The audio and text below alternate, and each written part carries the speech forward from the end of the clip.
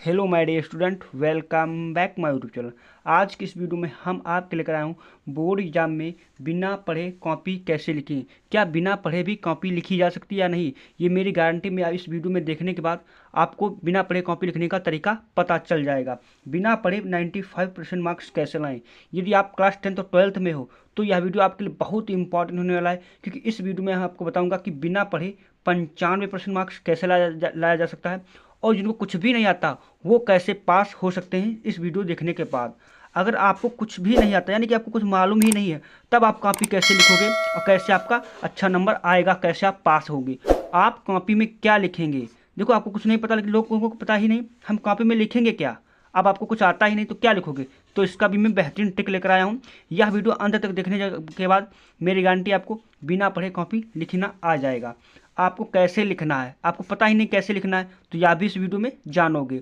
पूरी जानकारी वीडियो में देखें, यानी पूरी जानकारी आपको इस वीडियो में मिल जाएगी। 95% मार्क्स पक्का आएगा, मेरी गारंटी आपको। यह वीडियो देखने के बाद मेरी गारंटी आपको 95% मार्क्स आने वाला है। तो चलो वीडियो को शुरू करते हैं। चैनल पहली बार है तो चैनल को सब्सक्राइब कर लेना। मैंने 50 लाइक का टारगेट रखा हूँ, तो लाइक तो एक बनता ही है यह वीडियो के लिए। देखिए, रूल नंबर 1 आपका कह रहा है सबसे पहले आप एग्जाम में काला और नीला पेन लेकर जाएं। कौन सा पेन लेकर जाएं? काला और नीला पेन लेकर जाएं।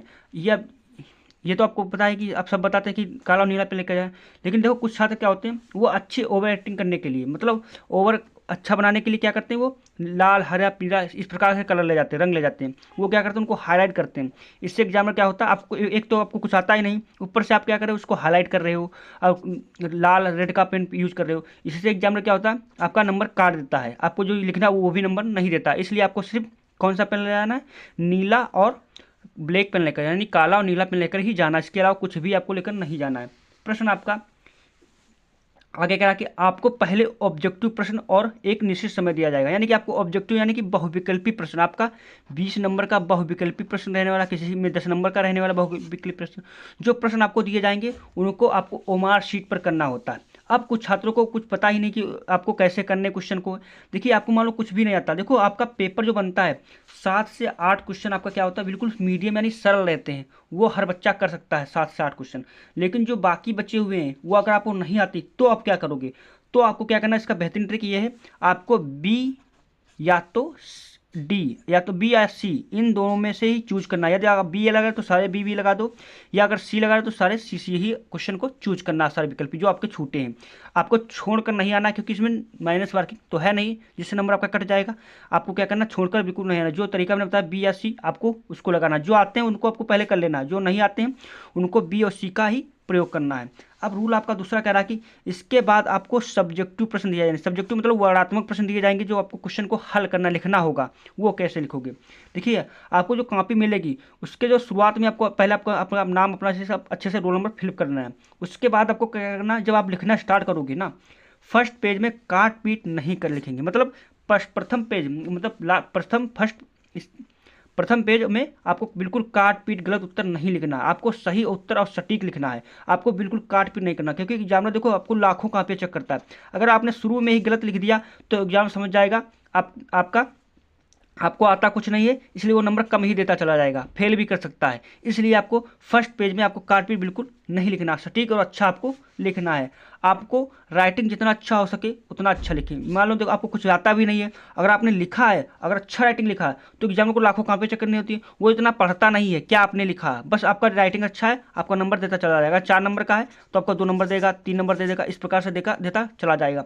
इसलिए आपको अच्छा राइटिंग लिखना है तो आपको अच्छा राइटिंग इस प्रकार से लिखते चला जाना है। इसके बाद आपका रूल नंबर आपका तीसरा कह रहा है कि दूसरा क्या कह रहा है, जब आपको प्रश्न कॉपी मिलेगा उस समय आप प्रश्न को सही जरूर पढ़ लें। देखो, आपको क्या करता है एग्जामिनर, इसलिए पेपर क्या होता है 15 मिनट आपको पढ़ने के लिए निर्धारित हैं, तो आपको 15 मिनट अच्छे से पढ़ लेना, कौन सा प्रश्न हमें करना कौन सा नहीं करना। कुछ छात्र ऐसे ही लिखते चले जाते हैं जिससे उनके प्रश्न जो आपको बोर्ड ने नहीं कहा लिखो वो भी आप लिख देते हो, और जो आपका छूट जाता है जिससे आपका पेपर भी छूट जाता है। इसलिए आपको क्या करना है, शुरू में आपको प्रश्न पत्र अच्छे से पढ़कर ही जाना है, पढ़ना अच्छे से, तब आपको पेपर को हल करना है। कॉपी लिखते समय आप उसमें गलत शब्द, गाना, गाली, कसम, ये शब्द बिल्कुल ना लिखें। यानी कि कॉपी लिखते समय यदि आप कॉपी लिख रहे हो उस समय आपको ये शब्द नहीं लिखना। कुछ छात्र क्या होते हैं, उनको कुछ आता ही नहीं है, वो क्या करेंगे, कहीं गाना याद है वो लिख देते हैं, कहीं गाली लिख देते हैं कि हमें पास कर दो, कोई कसम दे देते हैं कि मुझे पास करो और नहीं तो आपका ये हो जाएगा वो हो जाएगा।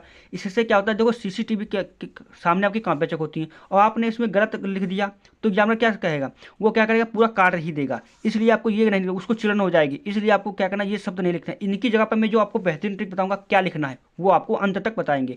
जो छठा पॉइंट आपका है वो बहुत ही इंपॉर्टेंट है, वो हर छात्र को करना है, चाहे टॉपर आपको 95 प्रश्न लाना हो या आपको सिर्फ पास ही होना है।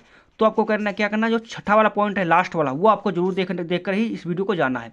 तो यहाँ पर आपका चौथा प्रश्न का क्या करा, सभी प्रश्नों का जवाब देना है, कोई भी प्रश्न छोड़ के नहीं आना, यानी कि सभी प्रश्नों के उत्तर देना है। आप कहोगे मुझे सभी प्रश्न आते हैं तो अब क्या करेंगे, इसीलिए तो कहता हूँ आपको लास्ट तक देखना है, क्योंकि लास्ट तक आपको पता चल जाएगा हमें जो प्रश्न नहीं था वो क्या करना है, कैसे लिखना है।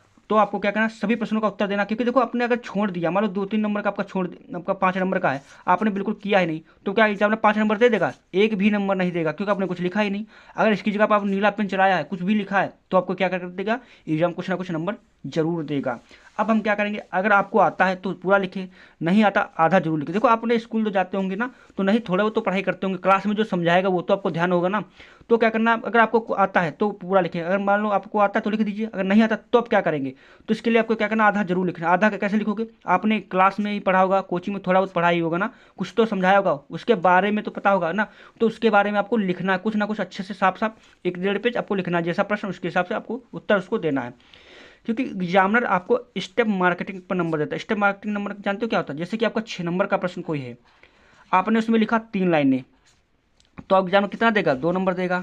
आपने 5 लाइनें लिख दिया, 3 नंबर दे देगा। आपने 8 लाइनें लिख दिया, 5 नंबर दे देगा। इस प्रकार से आपका स्टेप मार्केटिंग चलती है। तो इसलिए आपको प्रश्न को छोड़ना नहीं है, कुछ ना कुछ उसके बारे में आपको लिखना ही तो लिखना है।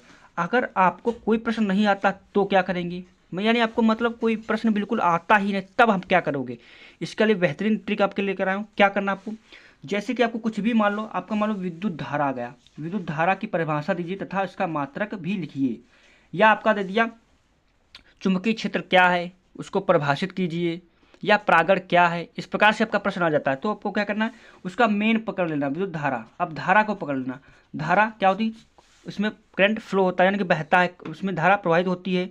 और इसमें क्या होता है, परिपथ में धारा प्रवाहित होती है, इसमें धनात्मक ऋणात्मक होते हैं, इसका एसआई मात्रक एम्पियर होता है। इस प्रकार से आपको बना कर उसके बारे में लिखना, छोड़कर नहीं आना।